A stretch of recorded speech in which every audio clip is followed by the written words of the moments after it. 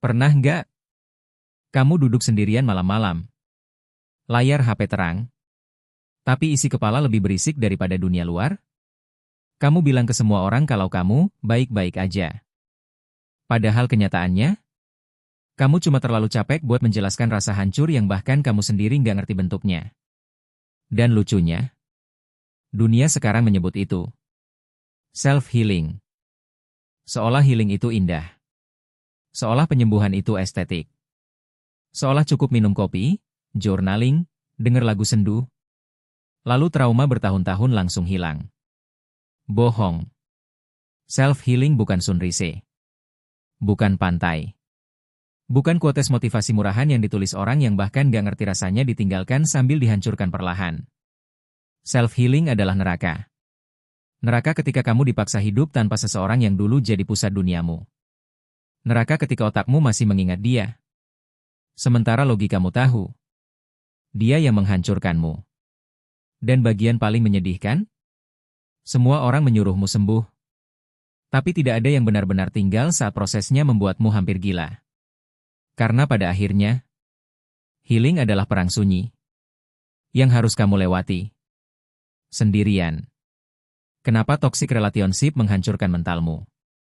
Toxic relationship tidak menghancurkanmu dalam satu malam. Mereka tidak datang membawa pisau. Mereka datang membawa perhatian. Membawa rasa nyaman. Membawa ilusi bahwa akhirnya ada seseorang yang memilihmu. Lalu perlahan, mereka mulai mengikis dirimu sedikit demi sedikit. Sedikit harga dirimu. Sedikit kepercayaan dirimu.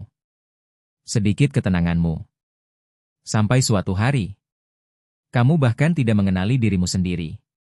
Dan yang paling menyeramkan, kamu tetap bertahan. Karena manusia bisa terbiasa dengan rasa sakit. Bahkan, banyak orang lebih takut kesepian daripada dihancurkan. Jadi mereka bertahan. Dalam hubungan yang membuat mereka cemas setiap hari. Dalam hubungan yang membuat mereka overthinking setiap malam. Dalam hubungan yang perlahan membunuh mental mereka. Tapi karena sesekali masih diberi perhatian, mereka menyebutnya cinta. Itu bukan cinta. Itu candu emosional. Toxic relationship membuat otakmu hidup dalam siklus. Sakit. Diberi harapan. Disakiti lagi, lalu berharap lagi. Dan semakin lama kamu di sana, semakin sulit kamu keluar. Hal paling menyakitkan setelah semua berakhir. Orang-orang pikir bagian tersulit adalah putus. Salah. Bagian tersulit adalah hidup setelah semuanya selesai. Karena tiba-tiba dunia sunyi. Tidak ada chat. Tidak ada telepon. Tidak ada notifikasi yang dulu selalu kamu tunggu. Dan sekarang, kamu dipaksa menghadapi satu orang yang selama ini kamu hindari. Dirimu sendiri. Itu sebabnya banyak orang gagal healing. Karena mereka tidak benar-benar kehilangan pasangan. Mereka kehilangan distraksi. Mereka tidak tahu cara hidup tanpa chaos. Maka mereka mulai stalking. Mulai membuka foto lama. Mulai membaca chat lama seperti orang bodoh yang berharap masa lalu berubah. Padahal jauh di dalam hati, mereka tahu semuanya sudah mati. Tapi otak manusia lucu. Kita sering lebih nyaman memeluk luka lama daripada menghadapi kehampaan baru. Self-healing tidak indah. Internet menjual healing seperti produk. Love yourself. Manifest positivity. Everything happens for a reason. Kalimat-kalimat indah yang terdengar bagus sampai kamu benar-benar hancur. Karena realitanya, healing tidak puitis. Healing adalah menangis jam 2 pagi tanpa tahu kenapa. Healing adalah merasa kosong di tengah keramaian. Healing adalah bangun tidur, lalu kecewa karena kamu masih hidup dalam rasa sakit yang sama. Dan yang paling parah, healing membuatmu mengingat semua hal yang selama ini kamu tekan. Semua trauma. Semua penolakan. Semua rasa tidak cukup. Karena toxic relationship seringkali bukan awal luka. Mereka hanya membuka luka lama yang sudah ada sejak dulu. Kamu akan merasa sendirian. Tidak semua orang akan mengerti rasa sakitmu. Bahkan sebagian orang akan bosan mendengarnya. Awalnya mereka peduli. Mereka bilang, "Semangat ya, kamu pasti bisa." Tapi semakin lama kamu belum sembuh, semakin sedikit orang yang tinggal. Karena dunia suka hasil akhir, bukan proses berantakan. Orang suka melihat glow up. Tapi tidak ada yang mau melihat bagaimana kamu hampir menghancurkan diri sendiri setiap malam. Dan di titik itu, kamu mulai sadar sesuatu. Tidak semua orang akan menemanimu sembuh. Sebagian hanya datang untuk melihat apakah kamu masih hidup. Otakmu akan membohongimu. Saat healing, musuh terbesarmu bukan mantanmu, tapi pikiranmu sendiri. Karena otak punya kebiasaan aneh. Mengingat yang baik, dan mengaburkan yang menghancurkan. Tiba-tiba kamu hanya ingat tawanya, perhatiannya, pelukannya. Tapi lupa bagaimana dia membuatmu menangis. Lupa bagaimana dia membuatmu merasa tidak berharga. Lupa bagaimana kamu kehilangan dirimu sendiri demi mempertahankan dia. Itu sebabnya banyak orang kembali ke toxic relationship. Bukan karena hubungan itu sehat, tapi karena luka terasa familiar. Dan manusia sering memilih penderitaan yang familiar daripada kebahagiaan yang asing. Ada fase di mana kamu akan membenci semua orang. Healing membuatmu berubah. Kamu jadi lebih dingin, lebih curiga, lebih sulit percaya. Karena setelah dihancurkan, otakmu mulai menganggap kedekatan sebagai ancaman. Jadi saat ada orang baru mendekat, kamu panik.